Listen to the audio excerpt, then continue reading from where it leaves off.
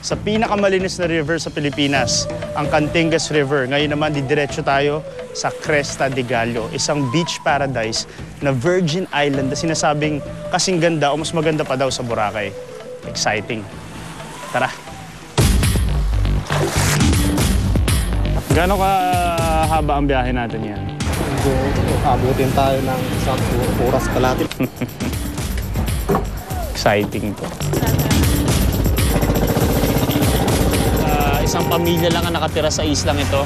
Bibisitahin natin sila ngayon at mag-swimming tayo doon, mag-snorkeling tayo at konting adventure.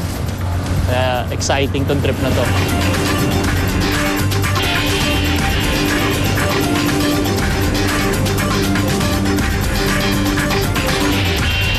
Medyo malakas yung alon doon kaya basang-basa tayo ngayon. Pero tingnan mo naman, ganda dito.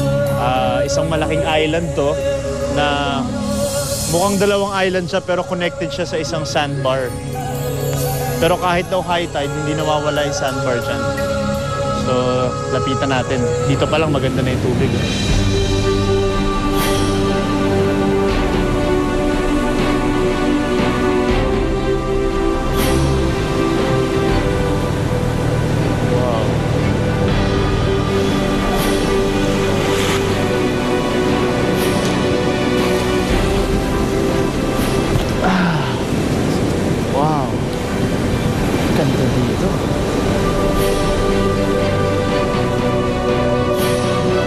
Paradise Island na.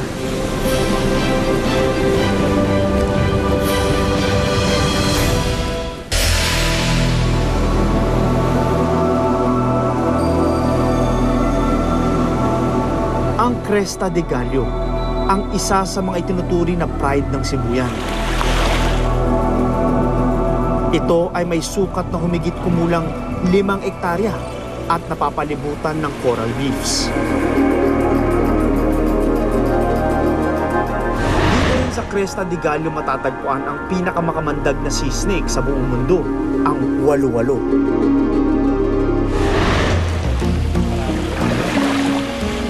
Madalas maikumpara ang Cresta de Gallo sa Boracay dahil pino at maputi ang buhangin sa beach.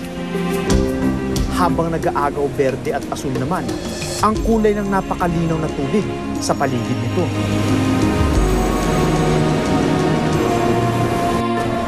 Nakarating na tayo sa Cresta de Gallo at bibisitahin natin si Mang Triboy dahil balita ko sila lang nung misis niya nakatira dito sa islang to. At dahil hirap sila sa tubig, may pasalubong ako sa kanila. Mang Triboy, kumusta? Thank you. Ito po, pasalubong ko sa inyo dahil balita ko mahirap ang fresh water dito. Tuloy po kayo sa amin. Tuloy. Tara. Yes! Ako po si Trevi Royo na taga Cresta de Gallo. Yes. Ang hanap buhay ko po rito ay mangingisda. Diyan po kami nabubuhay. Tuloy po kayo sa buhay ko po ni Trevoy. Akomodisyon na kahit sira. Kahit sira, sorry na lang. Wala pang pambili. Si Mang Triboy, ano siya, iba yung character niya eh. Very loud, tsaka energetic. Pero napakabait din niya kasi winelcome niya ako dun sa lugar niya.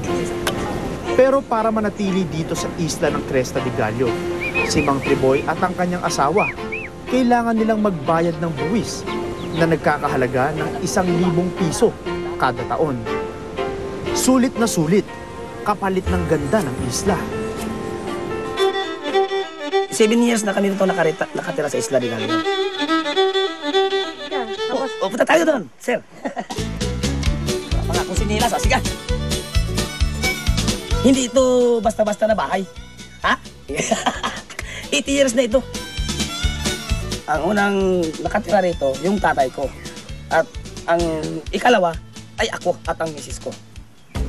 At dahil tahanan niya ang Cresta de Gallo, siya mismo ang naglilinis ng buong isla. Ito ay pinupulot ko kung sa madaling araw kasi nag-iikot kami mag-asawa. Rotation kami dyan. Misis ko o ako. Sa dalawa lang, ako o siya. Kahit isang piraso, pinupulot ko para makaipon kami. Tama ba? O, ito, pag maibinta na ito, ay ibilan na namin ng bigas. O ano, mga gas dyan, mga ano dyan, asin, mga grocery items. Napakalaki ng pakinabang ni Mang Triboy sa Cresta de Gallo. Ready to talaot. Kasi gano'n. Gano'n lang eh. Always right si Triby. Thank you. Salamat. Salamat. Yan ang history ng Cresta de Gallo, ano? Mabuti yun na pasalamat ako na naharap ko kayo lahat dito at naharap ko rin kayo lahat dito. Kaya't nababahala siya sa ibang pumupunta doon na tila walang pakialam sa kalikasan.